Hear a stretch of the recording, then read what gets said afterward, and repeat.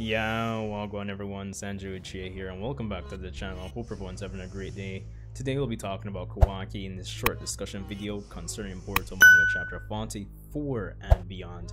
Of course, be sure to rate, comment, and subscribe. Let me know what you think about this video once you're done watching, and leave a like. It really helps out the channel. But anyway, getting into it, Boruto Manga Chapter 43. It's been the talk of the town for the most part since it came out.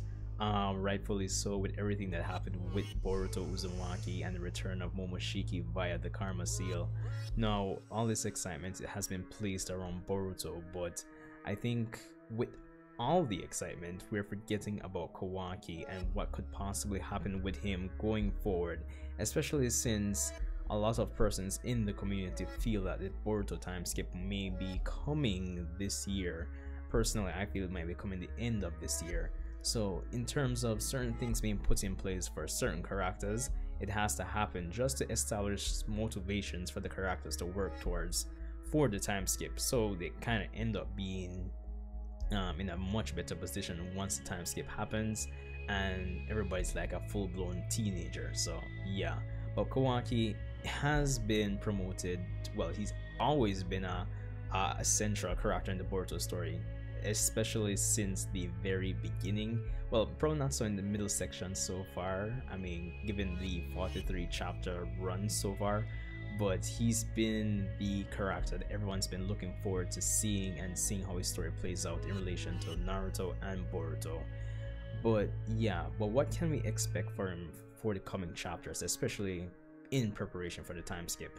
Now, we have Kashin Koji going up against Jigen or Ishiki Otsutsuki in the coming chapters, and one thing that comes to mind is that there's a good chance that there's a good chance that Jigen's body could actually completely feel or basically die off in this coming battle. Now, the battle between Kashin Koji and Jigen, honestly, any card can be played where that fight is concerned, but I feel like we're gonna get some backstory on Jigen, but I feel like Jigen for the most part might be, if not permanently taken out of the picture, probably temporarily taken out of the picture, and Ishiki is going to need a new vessel. And I think it's at that point we're gonna establish the reason why Ishiki was seemingly trying to create like artificially create karma seals, because there is a difference between Kawaki and Boruto's karma seal in terms of how they were obtained. We have Boruto who obtained it after he killed Momoshiki, and Momoshiki, well, decided to pass on his karma to Boruto.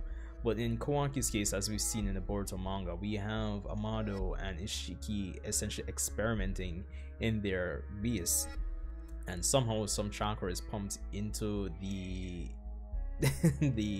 the children that were actually, bought or abducted by Kara, and Kawaki was the only one that managed to survive. So there's some kind of hidden meaning behind that. At least there's more to it where Kawaki's karma seal is concerned.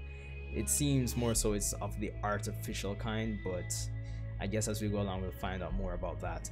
Now, going forward though, I feel like we're going to get Ishiki, his essence or his consciousness, like fully transferring to Kawaki before the time skip. So at least it puts Kawaki in a position where he's going to be in conflict with himself and the persons that he's come to actually care for and respect at the end of the day. Now, the reason why I say this, it's going to basically be a similar setup to what Boruto currently has right now, because unlike Boruto, when Kawaki goes to his stage 2 karma, even though he still can't consciously activate it at will, he still seems to have control over himself, unlike Boruto. So that's the thing. So I think with Ishiki potentially transferring his essence to Kawaki, it'll be a similar setup, and probably there'll be like a timer, like a set amount of time before Kawaki is fully taken over. Or probably it'll be a case like, the cliche, the more he uses it, the more Ishikis can take him over. Probably something along those lines. Now, we see in the flash forward for the Boruto series in general that we have Kawaki fighting against Boruto in a destroyed Konoha village.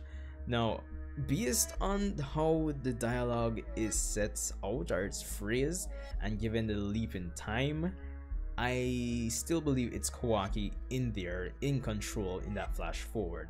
So it's kind of hard to say, even though I'm seriously speculating here, obviously, but it's hard to say how things are going to turn out with Kawaki and the dynamic that's going to take place between him and Ishiki Otsutsuki going forward. So yeah, that's going to be interesting to see. But interesting all the same is what they're going to, how they're going to like put it together or set it up before the time skip actually happens. And I think that's going to be something to look forward to as we get the rest of the chapters for the year, going from next chapter 44 all the way to what this year would end on, which chapter, like what, chapter 50 plus, 50 something, 52, 53, give or take.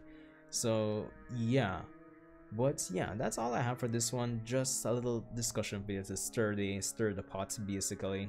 Let me know what you think and how you think Kawaki as a character and everything from a conflict standpoint will be set up for him going into the time skip, or just generally speaking for the chapters to come. So yeah, Sanju Chia, rate, comment, subscribe, let me know what you think, and I'll see you guys in the next one.